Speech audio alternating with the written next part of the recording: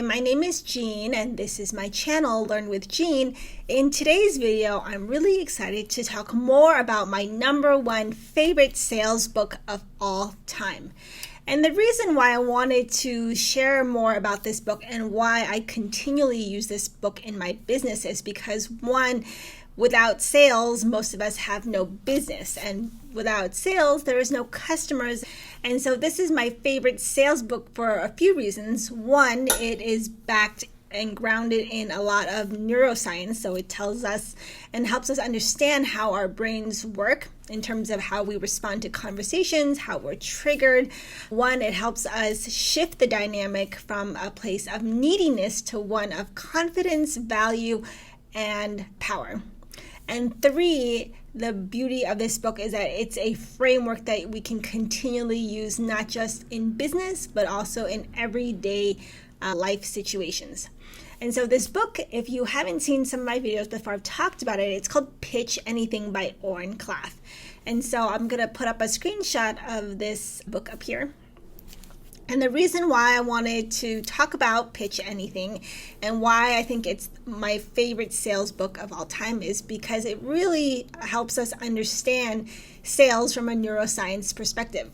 Now, a lot of sales talk about customers and bringing value and delivering value on the call, and there's nothing wrong with that. But Pitch Anything is different because it helps us see how our brains are reacting and how we can shift the conversation and the power away from the buyer to us as the seller.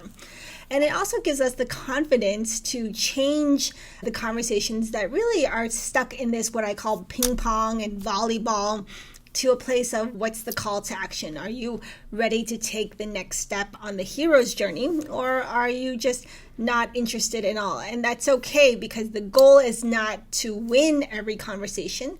The goal of this book is to teach us how to navigate sales conversations from a place of power, authority, and expertise. And so when you read this book, one of the things to constantly remember is this idea of frames. So frames is the way we look at the world. Frames is our perspective, and frames teaches us what is happening in this sales conversation. And so one of the great lessons that I've learned from Pitch Anything that I hope each and one of us can take away from this book is this idea of getting out of the analyst frame. And so this is really crucial because sometimes we'll encounter customers who want to ask question after question and after question because they're just not sure. They want something very specific. They are very anxious and they're nervous about taking the first step. And so they may say, okay, what do I get for this price? Can you describe what the process is like in this course? What does my experience look like? Does it include videos? Does it include... So the idea is when a customer starts to talk to you and asks a lot of questions, and then you respond to those questions and you give them an answer, while that may seem ideal to respond to a customer with a specific answer, while you may just answer a question directly for a customer, it's important to consider how you're responding to the customer's question. Because when you're responding to a customer's question in the way that is just giving them a direct answer without setting the tone, then you don't really navigate the conversation in a way where it's a continuous lens of authority and expertise. You're just like a machine just feeding them an answer. And so my goal with this is to explain and emphasize the importance of coming at an analyst frame with an expert frame. And so when you're being thrown an analyst frame, you want to shift the dynamic to one of a power and expert frame.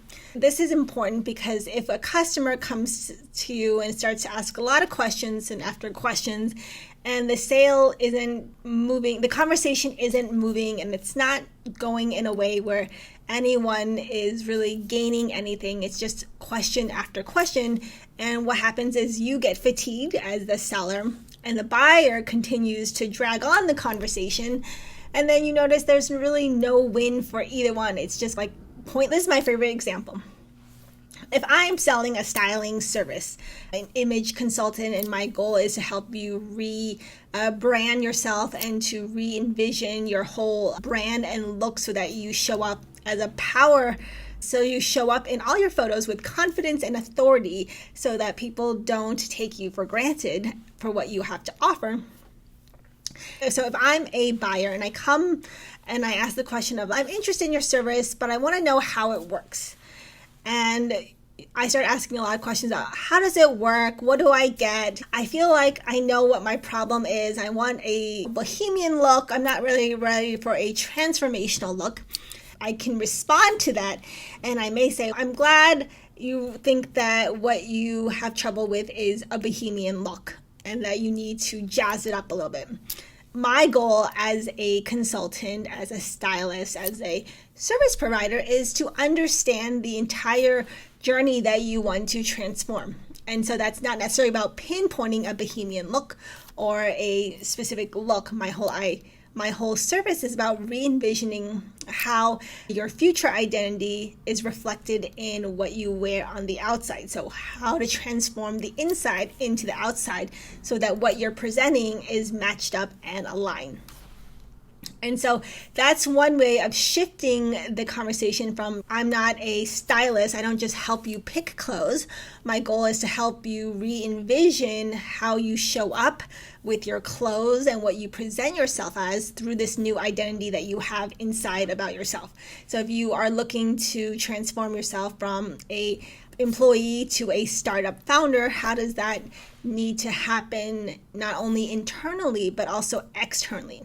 And so when you can shift the conversation in that kind of example, then you're going to have a better mastery and control of the dynamic and the flow of the conversation so that the buyer is not in control. You're the one setting the tone and setting the frame and the expectation. So my goal with giving you this example is that all of us, and I too struggle with this so much each and every day, not just in business situations, but also in situations with friends and decision making, is that I can get into this analyst mode of asking repeated questions. And at the end, when we hire people, we just have to trust and surrender the process to someone else and let them guide us and let them direct us and let them help us. Because on this journey as a business owner, when we have support and we have help, we learn that it is so much more powerful, much more rewarding, and so much more enjoyable to run a business when we're allowing ourselves to receive help. To summarize, if you haven't read Pitch Anything, I highly recommend it. And then the second thing I also recommend is to study movie dialogue or even TV shows or any kind of programming. If it's not TV or movie, watch any show on Netflix or streaming and watch how the conversation is happening between characters. Who is taking control of the ownership? Who is taking control of the conversation? How is it shifting? If it's just this volleyball back and forth conversation to one where there's a solution, there's a resolution. And one of my favorite examples of movie dialogue is Bohemian Rhapsody and also Mission Impossible.